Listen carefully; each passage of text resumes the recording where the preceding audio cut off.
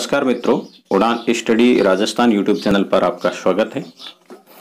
REET exam 2021 के लिए new syllabus में वायुदाब एवं पवने एक नया टॉपिक ऐड हुआ है जिसके अंदर वायुदाब की अपन ने बात कर ली थी और आज अपन जो बात करने वाले हैं वो है पवनों के बारे में। ठीक है, पवने क्या है क्या नहीं है इसके बारे में अपन डिटेल से बात करेंगे। वायुदाब का वीडियो है, बहुत ही इंपॉर्टेंट था, वो यदि नहीं देखा है तो वो देखें और उसके देखने के बाद में ही ये पवने हैं ये आपको समझ में आएगी। इसलिए मैं आपको रिक्वेस्ट करूंगा कि वो वीडियो देखने के बाद ये वीडियो देखें, वो देख लिया है तो इसको फिर कंटिन्यू रखें। ये जो वीडियो है मित्रों उन सभी एग्जाम के लिए बहुत ही इंपॉर्टेंट है जिसके अंदर पवने और वायुदाब एवं पवने हैं। तो देखो ये RAS फर्स्ट ग्रेड और सेकंड ग्रेड जो SST है उसके लिए तो बहुत ही इंपॉर्टेंट टॉपिक है। अब है क्या ये पवने कहते किसे हैं? तो क्षैतिज रूप में गतिशील वायु को पवन कहते हैं। क्षैतिज रूप में जो गतिशील वायु है उसे क्या कहेंगे? अपन पवन कहेंगे। पवने उच्च वायुदाब से निम्न वायुदाब क्षेत्र की ओर बहती है। देखो पवने जो है उच्च वायुदाब से high pressure to low pressure है। ठीक है, उच्च वायुदाब से निम्न वायुदाब की तरफ चलती हैं।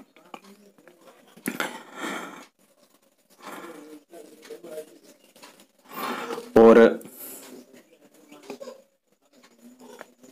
पवनों का वर्गीकरण है या पवनों के प्रकार है वो कौन कौन से हैं देखें। देखो पवने हैं मुख्य रूप से 3 प्रकार की होती है, अपन इसकी डिटेल से बात करेंगे। एक तो स्थायी पवने, सामयिक पवने और स्थानीय पवने। स्थायी पवनों के अंदर अपन डिस्कशन करने वाले हैं व्यापारिक पवने, पछुआ पवने और ध्रुवीय पवनों के बारे में। मानसूनी पवने हैं सामयिक पवनों के अंदर मानसूनी पवने, जल समीर और स्थल समीर, घाटी समीर और पर्वत समीर की बात करेंगे। और स्थानीय पवने हैं जो कि बहुत ही इंपॉर्टेंट है, एग्जाम के अंदर यहाँ से एक क्वेश्चन पुटअप 100% होता है। गर्म स्थानीय पवने और ठंडी स्थानीय पवने जो कि क्षेत्र विशेष में चलती है। पहले बात करेंगे अपन स्थायी पवनों के बारे में। जो पवने वर्ष भर एक निश्चित दिशा व निश्चित क्रम में चलती है स्थायी पवने कहलाती हैं। ठीक है ना, वर्ष भर एक ही दिशा में चलेगी और एक ही क्रम में चलेगी, उसे क्या कहते हैं अपन? स्थायी पवने। स्थायी पवनों को और किस नामों से जाना जाता है ये भी देख लेते हैं। गृह पवने आए तो भी स्थायी पवने हैं, प्रचलित पवने आए तो भी स्थायी पवने हैं, सनातनी पवने, निश्चित पवने और भूमंडलीय पवने। ठीक है, गृही पवने, प्रचलित पवने, स्थानीय पवने, निश्चित पवने और भूमंडलीय पवने। ये पवने वायुदाब की पेटियों से संबंधित हैं। देखो प्रेशर बेल्ट है, वायुदाब की जो पेटी है उनसे संबंधित है और इसलिए मैं आपको कह रहा हूं कि वायुदाब का वीडियो आपको देखना बहुत जरूरी है। स्थायी पवनों के प्रकार। स्थायी पवने हैं वो अपन ने देखी थी कि व्यापारिक, पछुआ और ध्रुवीय पवने होती हैं। तो अभी बात कर लेते हैं अपन व्यापारिक पवनों के बारे में जिसे ट्रेड विंड्स कहते हैं। ठीक है, इनका जो विस्तार है मित्रों वो होता है 5 डिग्री से 30 डिग्री उत्तरी व दक्षिणी अक्षांशों के मध्य। ठीक है, 5 डिग्री से 30 डिग्री उत्तरी और दक्षिणी अक्षांशों के मध्य इनका विस्तार होता है। ये जो मान लो ये पृथ्वी है, पृथ्वी के ये भूमध्य रेखा है, भूमध्य रेखा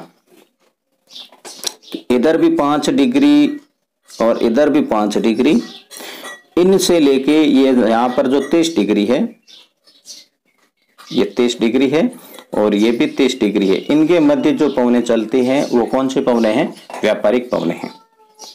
ये जो व्यापारिक पवने हैं इसकी गति देख लेते हैं क्या है। इसकी गति मित्रों है पूर्व से पश्चिम की ओर चलती है ये।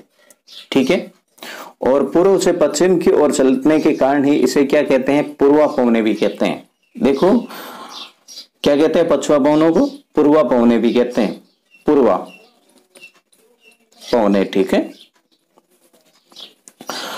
इसका जो वेग है 75 से 25 किलोमीटर प्रति घंटा की इसकी रफ्तार होती है। इसका जो प्रवाह है ये इंपॉर्टेंट है। ये प्रवाह किस तरफ होता है ये आपको बहुत ध्यान होना जरूरी है। ये अपना पृथ्वी है, पृथ्वी के इनके मध्य चलती है, भूमध्य रेखा बीच में होनी जरूरी है। तो अब देखो उत्तरी गोलार्ध में ये अपना उत्तरी गोलार्ध हो गया, भूमध्य रेखा से 0 डिग्री है, इससे उधर की तरफ है वो कौन सा है, उत्तरी गोलार्ध है। मैं पेन चेंज कर लेता हूं, देखो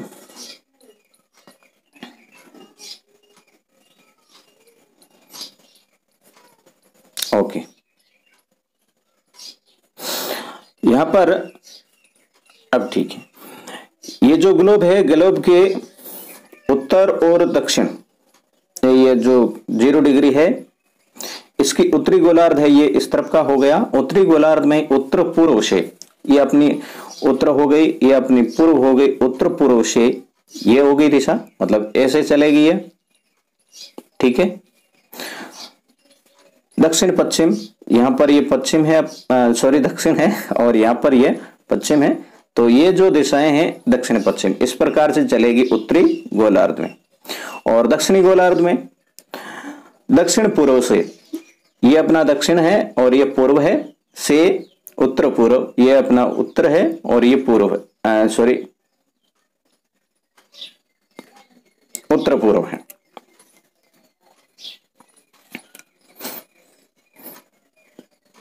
तो यहां पर ये जो पौने हैं मित्रों, ये है इस प्रकार से चलेगी, ठीक है।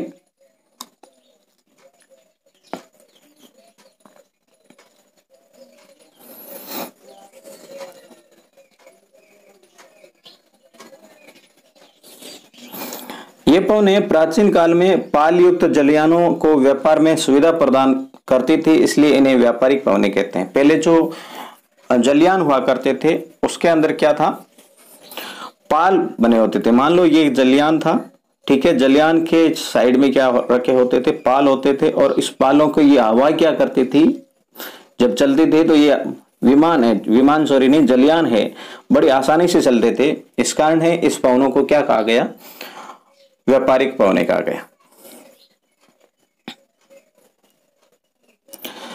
लगभग 30 डिग्री उत्तरी व 30 डिग्री दक्षिणी अक्षांशों से भूमध्य रेखा की ओर चलने के कारण यह पौने उत्तरोत्तर अधिक गर्म व शुष्क होती है, इसलिए ये प्राय वर्षा नहीं करती है। परंतु जब ये किसी महासागर को पार करके महाद्वीपों तक पहुंचती है तो महाद्वीपों के पूर्वी भागों में अच्छी वर्षा करती है। देखो ये जो पौने हैं ये शुष्क होती है, गर्म होती है, ठीक है, इस कारण से ये वर्षा करती नहीं है ये। परंतु जब महासागरों को ये पार कर लेती है, महासागरों को पार करने के बाद में जो आगे स्थान आते हैं, तटीय स्थान आते हैं, वहां पर ये अच्छी वर्षा करती है। भूमध्य रेखा के पास दोनों गोलार्धों की व्यापारिक पौने आपस में टकराती है। अब इसको अंदर डायग्राम में अपन देखेंगे, और सामान्य धारा के रूप में उठकर घनघोर वर्षा करती है। तो भूमध्य रेखा है, यहां पर है, ये दोनों जो पौने हैं मिल जाती है और मिलकर ये घनघोर वर्षा भी करती है। अब देखो यहां आपको दिख रहा है, ये अपना पूरा मैंने डायग्राम बना रखा है, और इस डायग्राम के अंदर मेंशन किया है कि 5 डिग्री से 5 डिग्री के मध्य डोलड्रम अर्थात शांत पेटी है, जहां पर किसी प्रकार की कोई वायु नहीं चलती है। और 5 डिग्री से 30 डिग्री के मध्य ये अपना जो क्षेत्र है 5 डिग्री से 30 डिग्री का, ठीक है, इसके अंदर व्यापारिक पवनें चलती है। व्यापारिक मैंने कहा था उत्तरी गोलार्ध में तो इस प्रकार चलेगी, आप दिशा मेंशन कर सकते हैं, ये अपनी पूर्व है और ये उत्तर है, तो उत्तर पूर्व से दक्षिण पश्चिम की तरफ चलेगी। और दक्षिणी गोलार्ध की बात करें तो ये दक्षिणी गोलार्ध के अंदर उत्तर पश्चिम से, उसमें थोड़ा अलग लिखा था, उत्तर पश्चिम से दक्षिण पूर्व है ना, दक्षिण पूर्व से उत्तर पश्चिम की तरफ ये पवनें चलती हैं, तो ये इस प्रकार से चलेगी। तो आप इसको याद रखोगे, देखो उत्तरी गोलार्ध में ऐसे और दक्षिणी गोलार्ध में ऐसे, ठीक है। अब दूसरे यदि 35 से 60 के मध्य बात करें तो ये पूरा डायग्राम देख लेते हैं। पछुआ पवने हैं, और पछुआ पवने हैं, इसकी गति कैसी है देख लो, दिशा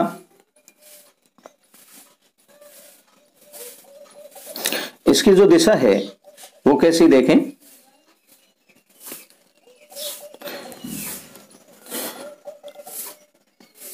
अब ये कौन सी दिशा हो गई, ये अपनी दक्षिण है और ये पश्चिम है। तो दक्षिण पश्चिम से उत्तर पूर्व की तरफ ये पछुआ पवनें चलती है उत्तरी गोलार्ध में, और दक्षिणी गोलार्ध में उत्तर पश्चिम से दक्षिण पूर्व की तरफ चलती है। तो सभी इस प्रकार से ये चलेगी। ये वायुदाब है वो निम्न वायुदाब है, और रेड वाली है वो उच्च वायुदाब पेटी है। तो उच्च वायुदाब से निम्न वायुदाब की तरफ चलते हैं। मैं बात करूं कि ये जो 30 डिग्री है दोनों के मध्य, 30 डिग्री उत्तरी और दक्षिणी गोलार्ध के बीच में एक कोशिका बनती है, उसे कहते हैं हेडली कोशिका। क्या कहते हैं? हेडली कोशिका। और 35 से 60 के मध्य जो कोशिका बनती है वो फेरल कोशिका है, और 65 से 85 के मध्य जो कोशिका बनती है वो है द्रव्य कोशिका। ठीक है, ये तीनों सेल है, आपको ध्यान होना जरूरी है। जैसे ये अपन ने बात कर ली थी, हाई प्रेशर बेल्ट कौन सी है, लो प्रेशर कौन सी है, गति जनित कौन सी है और ताप जनित कौन सी है। ठीक है,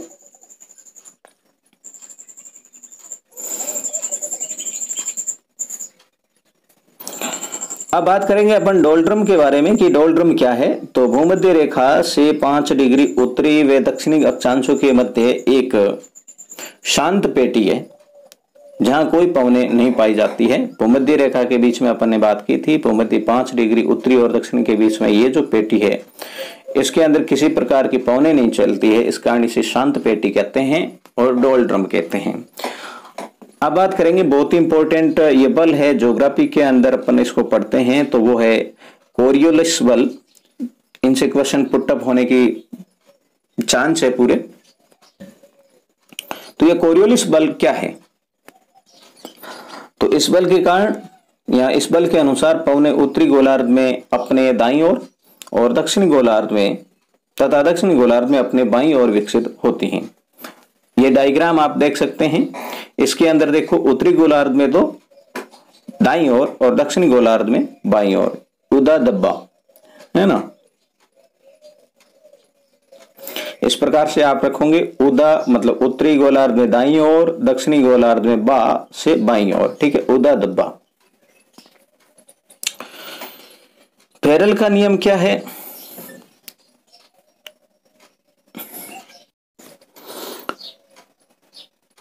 अब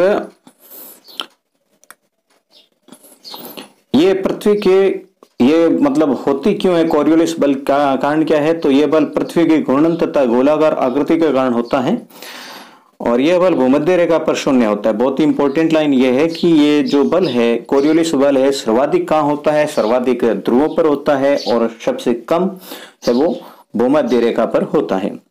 फेरल का नियम देखें तो फेरल का नियम क्या बोलता है? इस नियम के अनुसार उत्तरी गोलार्ध में उत्तर पूर्व से दक्षिण पश्चिम की ओर चलने वाली व्यापारिक पवनें यदि भूमध्य रेखा को पार कर दक्षिणी गोलार्ध में जाती है तो इनकी दिशा उत्तर पश्चिम से दक्षिण पूर्व हो जाती है।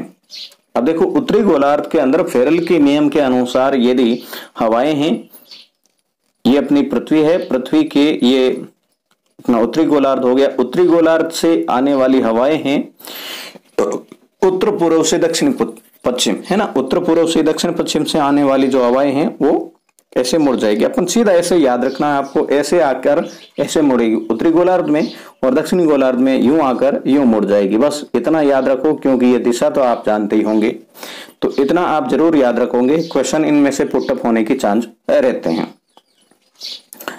ठीक है,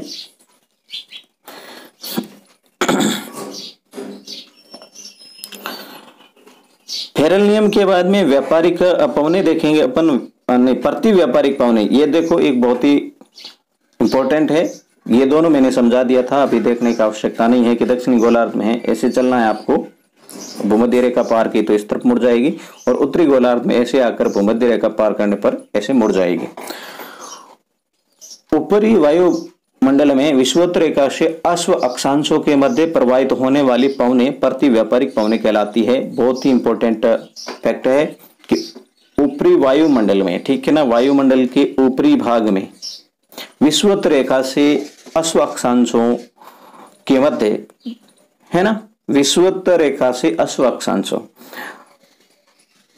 ये 0 डिग्री से 35 डिग्री सीधी सीधी मान लो यहां पर के मध्य अश्व अक्षांश कौन से होते हैं, जिसकी अपन ने बात की थी, 30 से 35 डिग्री का बीच का क्षेत्र है, अश्व अक्षांश कहलाता है। अब पशुआ पौने की बात करें कि पशुआ पौने क्या होती है, तो इनका विस्तार है 35 से 60 डिग्री उत्तरी व दक्षिणी अक्षांशों के मध्य होता है। इनकी जो गति है पश्चिम से पूर्व की ओर है, ठीक है ना, पछुआ पौने की पश्चिम से पूर्व की ओर, इसी कारण इसे पछुआ पौने कहते हैं। और परवा या दिशा है, ये उत्तरी गोलार्ध में दक्षिण पश्चिम से उत्तर पूर्व, दक्षिण पश्चिम, ये दक्षिण पश्चिम, ये दक्षिण है और ये पश्चिम है, इधर से लेके उत्तर पूर्व, यहां पर उत्तर पूर्व हो गया।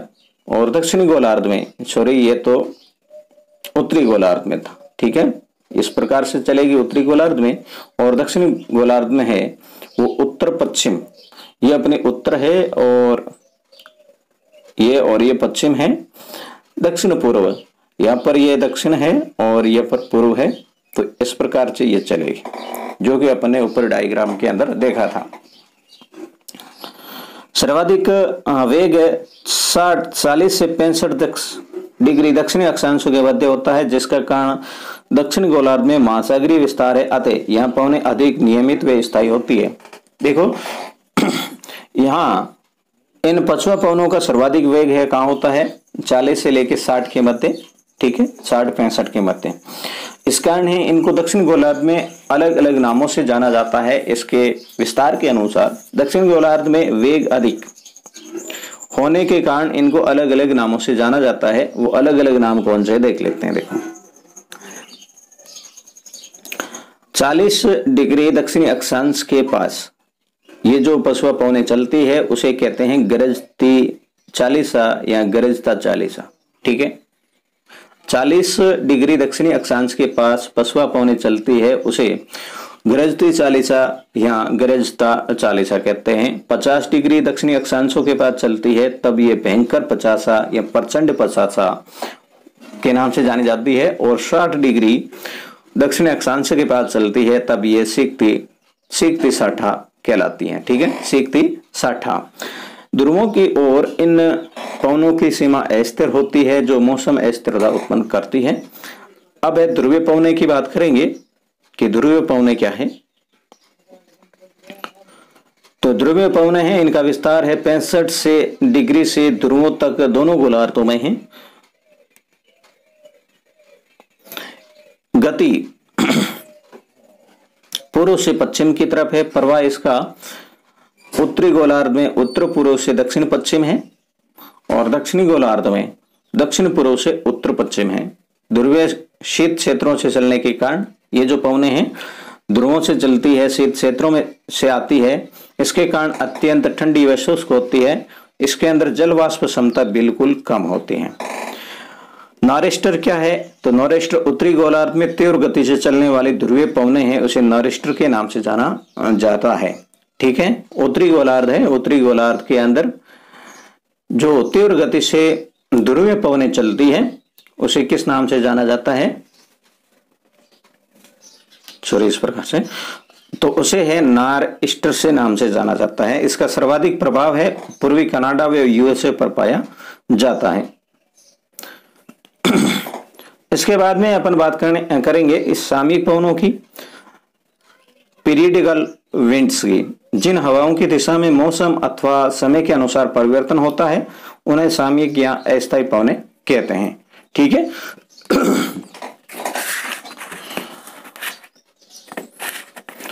पहली बात करेंगे अपन मानसूनी पवनों की।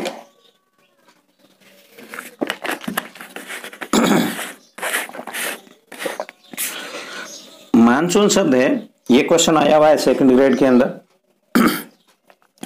मानसून शब्द की उत्पत्ति अरबी भाषा के शब्द मौसम से हुई है। किन से हुई है, मौसम है।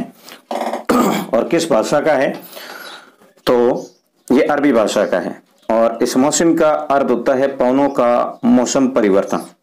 भारतीय जलवायु का सबसे पहले अध्ययन अरब विद्वान अल मसूदी ने किया था। ये भी इफेक्ट है अपना। शीतकालीन मानसून, उत्तर पूर्व मानसून, शीतकालीन मानसून, ये मानसून देखो मानसूनी पवने हैं तो मानसून दो प्रकार का होता है, एक शीतकालीन है और एक ग्रीष्मकालीन है। और ये स्थल से सागरों की ओर हवाओं का चलना है, स्थल से सागर की तरफ चलती है, तब ये शीतकालीन मानसून होता है। और ग्रीष्मकालीन मानसून है जिसे दक्षिण पश्चिम मानसून कहते हैं, ये उत्तर पूर्व मानसून है ना, ऐसे चलता है, उत्तर पूर्व मानसून है। और फिर है दक्षिण पश्चिम मानसून। दक्षिण पश्चिम मानसून ग्रीष्म काल का है जो सागर से स्थल की ओर चलता है। यहाँ पर ये कब चलता है, शीतकालीन मानसून तो मध्य जून से सितंबर के मध्य, और ग्रीष्मकालीन मानसून है अक्टूबर से मध्य जून के मध्य चलता है। शीतकालीन है मध्य जून से सितंबर, ये ध्यान रखोगे, और ग्रीष्मकालीन मानसून है अक्टूबर से मध्य जून के मध्य। फिर अपन बात करेंगे जेट स्ट्रीम संकल्पना की। जेट स्ट्रीम संकल्पना क्या है, तो दक्षिणी एशिया में ये जेट स्ट्रीम नामक तीव्र प्रवाह क्षोभ मंडल में लगभग 12 किलोमीटर की ऊंचाई पर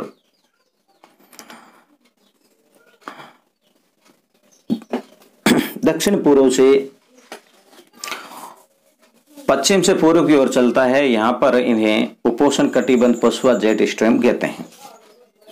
ठीक है, तो ये क्षोभ मंडल से 12 किलोमीटर ऊपर की तरफ चलता है, ये आप ध्यान रखोगे। क्षोभ मंडल से लगभग 12 किलोमीटर ऊपर चलने वाली जो तीव्र प्रवाह की पवने हैं, इसे जेट स्ट्रीम के नाम से जाना जाता है।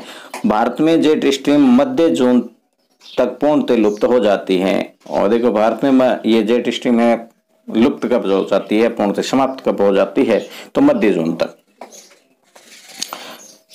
स्थल समीर व सागर समीर। स्थल समीर क्या है, तो रात्रि के समय जल की तुलना में स्थल भाग तेजी से ठंडा होता है। ठीक है ना, स्थल भाग है तेजी से ठंडा होता है, ये सभी को पता है। जल भाग है धीरे धीरे होता है रात्रि के समय, जिससे स्थल भाग में उच्च वायुदाब विकसित होती है, इसलिए पवने की दिशा है स्थल से समुद्र की ओर होती है। अब देखो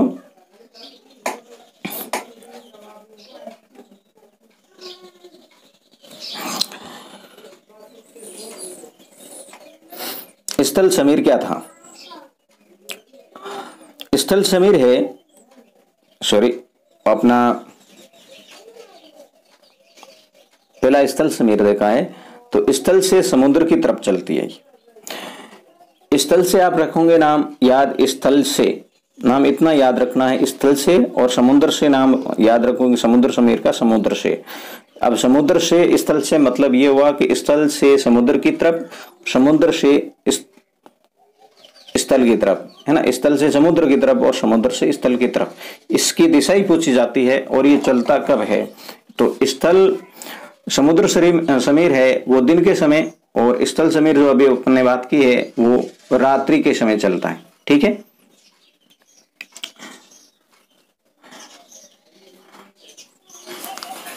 सागर समीर या समुद्र समीर, तो दिन के समय स्थल भाग तेजी से गर्म होता है, जिससे स्थल भाग पर निम्न वायुदाब और समुद्र पर उच्च वायुदाब विकसित होता है, इसलिए दिन के समय पवन समुद्र से स्थल की ओर चलती है। अब सीधी सीधी अपनी लोकल लैंग्वेज में ये देखना है कि समुद्र समीर का अर्थ है कि समुद्र से, जो कि मैंने यहाँ पर लिख रखा है समुद्र से, और स्थल समीर का अर्थ है स्थल से। अब समुद्र से स्थल की तरफ चलता है समुद्र समीर, और स्थल समीर चलती है स्थल से समुद्र की तरफ। ठीक है, अब याद आपको रखना है कि कहाँ उच्च दाब है कहाँ निम्न दाब है, तो आपको पता होगा कि जो पवने हैं उच्च दाब से, है ना, उच्च दाब से निम्न वायुदाब की तरफ ही चलती है। High pressure to low pressure चलती है पवने, तो समुद्र से चलेगी तो समुद्र में है उच्च दाब होगा और स्थल में निम्न। और ये आपको ध्यान रखना, ये दिन को चलती है समुद्र समीर और रात्रि को चलती है स्थल समीर। ठीक है, अब पर्वत समीर की बात करें तो पर्वत समीर क्या है? पर्वत समीर रात्रि के समय पर्वत से घाटी की ओर चलने वाली हवाएं हैं, वो पर्वत समीर है। पर्वत समीर क्या है? पर्वत से, इसमें भी आपको याद यही रखना है कि पर्वत से चलेगी घाटी की तरफ, और घाटी समीर है घाटी से चलेगी पर्वत की तरफ। घाटी समीर चलती है दिन को और पर्वत समीर चलती है रात्रि को। अब बात करेंगे अपन स्थानीय पवनों की। स्थानीय पवने हैं लोकल विंड्स। वह पवने जो एक निश्चित स्थान पर एक निश्चित समय काल में उत्पन्न होती है और उसके बाद विलुप्त हो जाती है। इंपॉर्टेंट, बहुत ही इंपॉर्टेंट पवने हैं ये, ठीक है। चिनूक या हिमबख्शी, चिनूक का दूसरा नाम हिमबख्शी पवने कौन सी है? तो चिनूक पवने हैं, और ये कहां चलती है? रॉकी पर्वत, यूएसए में है। यूरोप में इसे फोन के नाम से भी जाना जाता है, ठीक है ना। फोन कौन सा? मोबाइल नहीं। चिनूक पवने कहां चलती है? रॉकी पर्वत, यूएसए के अंदर चलती है। सिराको को इटली के अंदर इसे रक्त वर्षा करती है, ठीक है ना। सिराको है इटली में, क्या करती है? रक्त वर्षा करती है। और ये चलती कहाँ है? आल्प्स पर्वत, इटली और फ्रांस के भागों में ये चलती है।